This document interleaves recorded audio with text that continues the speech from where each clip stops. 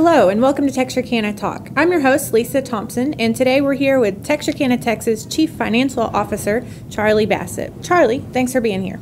Thanks for having me on the program, Lisa. Charlie, when I think about managing the finances of a whole city, my head spins a little bit. Can you tell me about the overall goal for the city of Texarkana, Texas, as it relates to money? Sure. Well, our mission statement for the Finance Department is to ensure a prompt and efficient system for processing and maintaining the financial transactions for the city.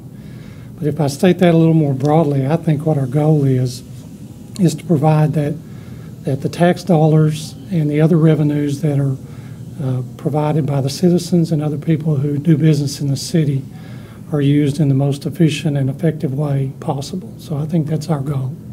Okay, well, that makes a lot of sense. And I know the city has recently been recognized for the way it reports financial transactions, how it's responsible with spending. Can you tell me about kind of the policies you have in place to make sure our tax dollars are spent wisely?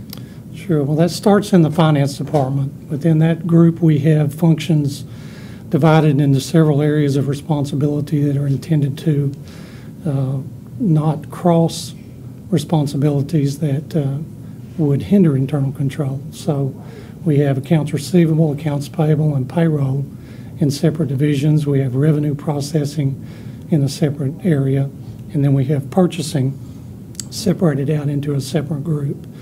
And these job functions are all intended to keep our internal controls strong and separate as needed. What would you say is the most challenging thing about managing the budget for Texarkana, Texas? Well, I would say it's in the budget process itself. We have a good process already set up once the budget is approved for tracking our expenditures so that we keep a good eye on the expenses throughout the year and we stay within our budget limitations. So really it's within the budget preparation process that the challenge comes, because our challenge in the budget is always dividing up limited resources to most effectively use them. So as we prepare the budget each year, that's what we're trying to do, is use those limited resources.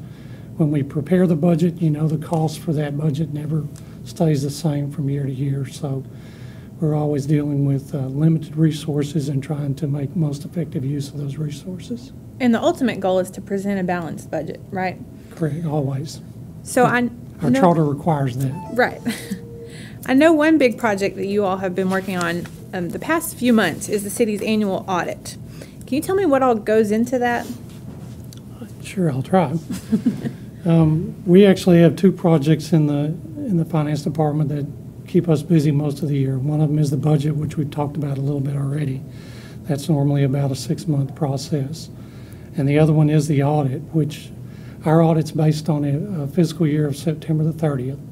So all the activity related to the audit is around that time period. However, it's really an annual process because we prepare a lot of worksheets and spreadsheets that are intended to assist the auditors at the end of the year with the information they'll need to look at based on the end of the fiscal year.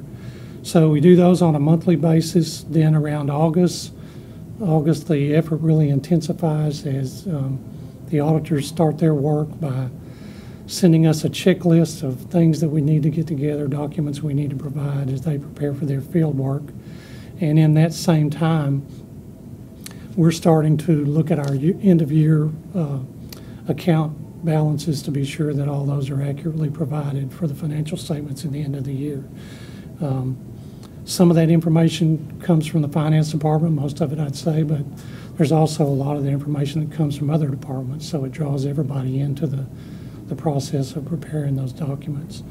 Once we get to the end of August, as I said, we're beginning to look at our year-end balances. The auditors are preparing to come on site.